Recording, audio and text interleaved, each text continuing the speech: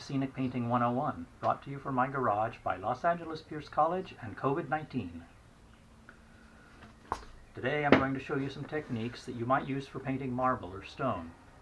I'll start with a scumbled base, then I'll go over the top of that with rag rolling, stippling, and spattering over a wet and dry surface. You'll also see a couple of different techniques for painting the veining in the marble, and an easy way to lay out the tile floor. We'll finish up with some glazing. So let's get started. I have my primed panel ready here so we can start. Remember that your first step is to start with a primer coat that's close to your base color. There are many different kinds of marble and stonework, so you have a wide choice in the colors that you use. Generally you would use different tones of the same hue, or maybe a blend of earth colors such as raw sienna and burnt umber mixed with black or white. I usually mix a dark, a middle, and a light tone. So I'm going to start scumbling in my colors here. Sometimes I call this wet blending, but scumbling is the proper term. You want to go in all directions with this, not just back and forth, but painting in X-shaped patterns to get a good blend here.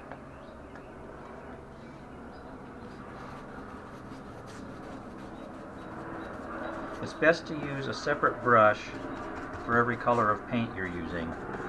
If you don't have enough brushes, you can just use the same brush for everything, but it's harder to get a good blend when you do that.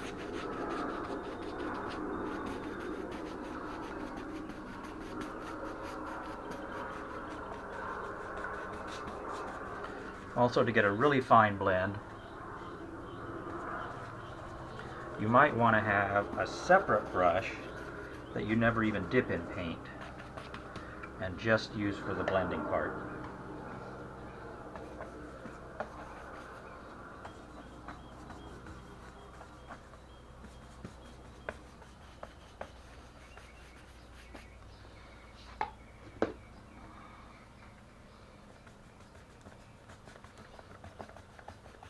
If you're painting in a large area, like set walls or floors, it can be very difficult to get the whole surface painted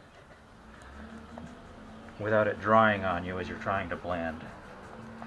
In a case like that, you can either pre-wet the surface to give you a longer working time, or you can work in teams where you have one or two people applying the colors and somebody going in afterwards and doing the blending.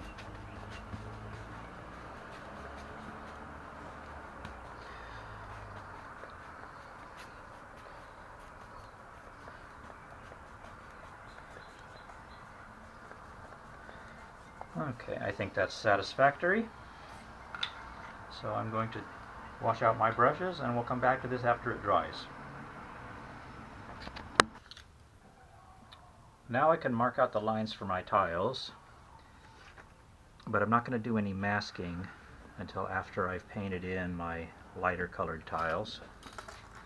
So I'm just going to mark out some plain squares here.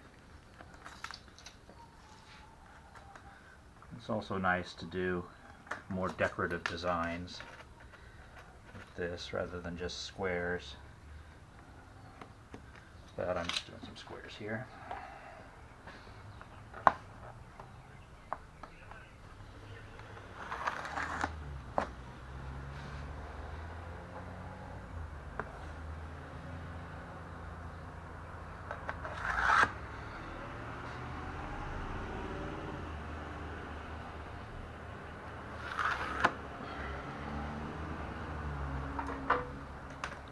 Now I'm going to do a rag roll with my lightest color over alternate tiles. You'll probably want to wear gloves for this. For rag rolling, heavily textured or stiff fabrics will usually give you the best results. I'm using an old washcloth here. You just dip it in your paint.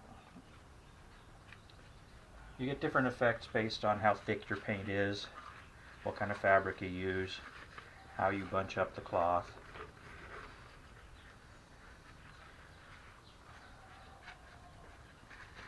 you can just bunch it up and then roll it for one kind of effect.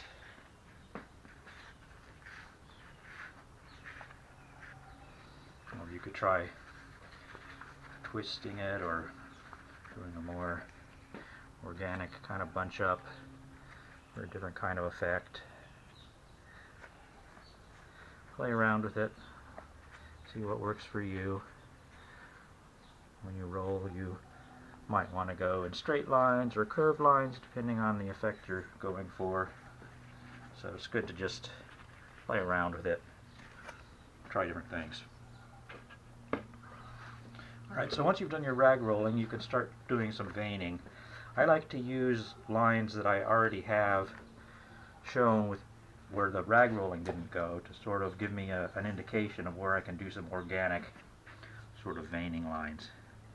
So I'm using a natural feather here, which is a traditional way of doing veining. The idea is to twist the feather so that you get different line widths as you paint in.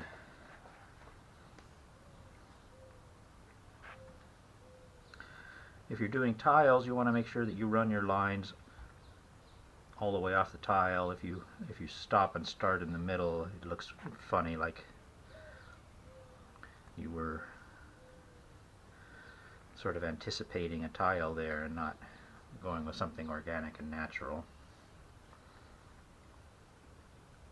It is okay though if the lines stop and start. In marble, a lot of times you'll see your veins where they'll sort of disappear as they go down into a lower layer of the stone, and then they'll reappear elsewhere. So it's okay to kind of do some stop and starts. Alright, I'm going to work in a little bit of a darker color here just to give those veins some more interest and dimension. I'm not going to do this everywhere, just here and there.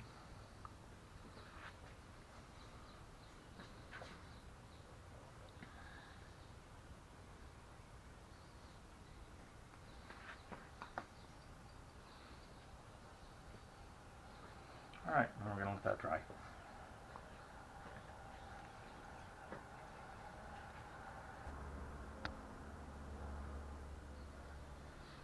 Now that my light tiles have dried, I'm going to mask off the edges and do the dark tiles.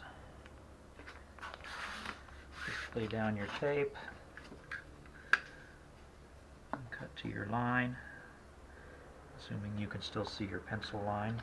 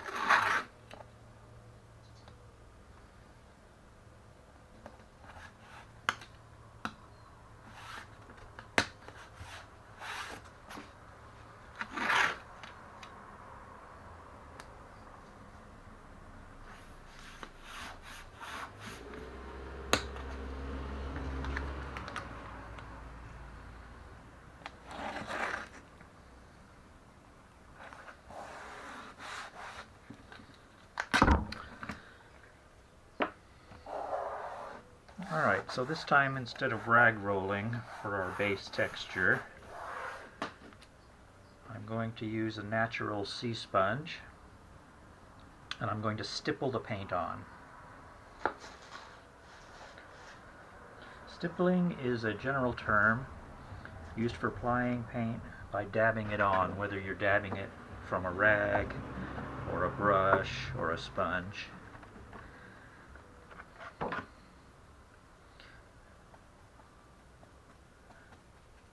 You can get a lot of different kinds of effects this way, based on how heavily you want to put it on. You may or may not want to avoid having a certain pattern. Here I'm kind of repetitive with my stippling. You might want to mix it up so you don't have the same kind of flow to it. That's really up to you how you do that. I'm going to go ahead and do a second color on top of this. When you're doing marbling, you don't necessarily have to wait for the paint to dry, because a certain amount of blending sort of adds to the effect.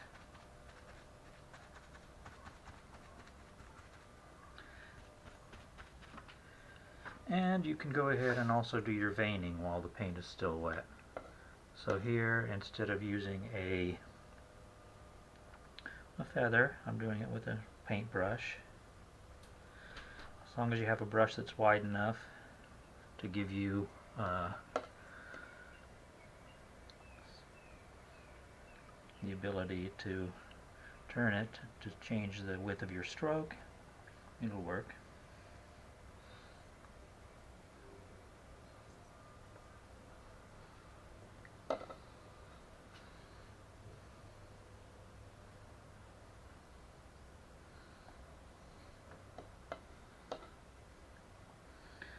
Twisting and turning.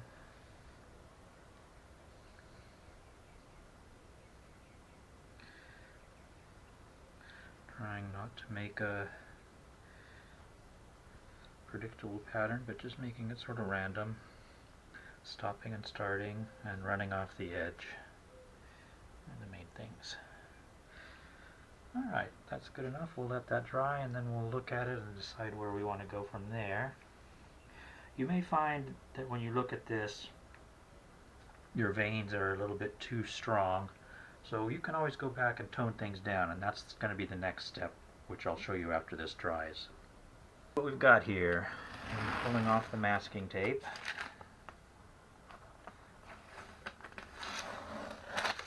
I think it needs a little bit of toning down on the veining here. You could go over the top with a thin layer of rag rolling or some light stippling to break up the lininess of the veining. But what I'm going to do is do a little spattering over the top. To spatter, you want a wide brush with long springy bristles. You dip it in your paint and then tap the base of the brush on the palm of your hand over the painting surface. If you're going to be doing a lot of this, your hand can get sore. So you might want to make a spattering stick by wrapping a piece of fabric around a handle and tapping that instead of your palm. I want to do a wet spatter over the dark tiles and a dry spatter over the light tiles. So I'm just going to wet down my darks a little bit here. Just some plain water.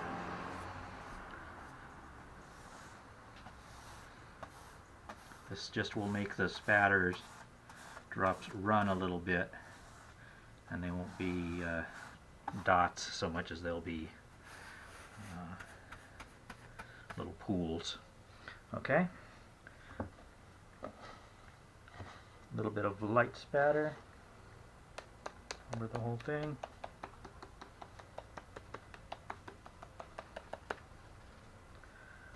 Okay, now a little bit of dark.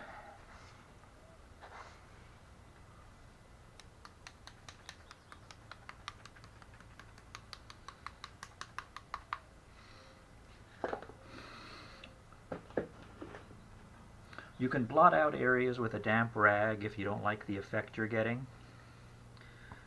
But remember that your audience is sitting far away from this, and so you want to be a little bit bold with it.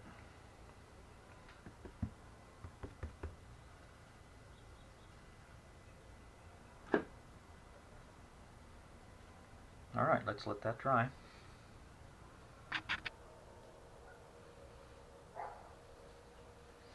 Once you're satisfied with the look of your piece, you're going to want to do a coating over the top. We use a product called glaze. And you can buy the glaze in different sheens. We usually use two different sheens, either flat or gloss. You can mix the two together to get different levels of glossiness. But the main purpose of this is just to protect the surface. If this was a floor, you'd want to do a protective coat over it so that your paint doesn't get worn off or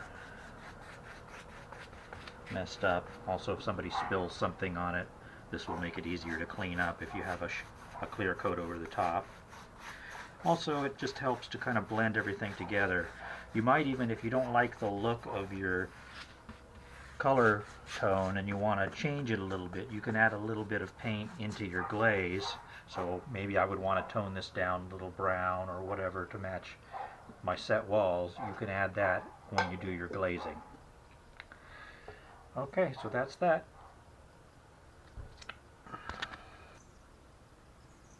You can use the techniques I've shown you to develop your own marbling style. I definitely recommend starting with the scumbled base and then adding texturing, veining, and toning layers. It might be helpful to study some natural marble, but really practicing is the best way to develop your skill. If you're doing this for home decorating work, you probably want to create a pretty realistic looking effect. But if you're creating this for stage, then remember you can always get away with a rough treatment that looks good from a distance. Have fun, and thank you for watching.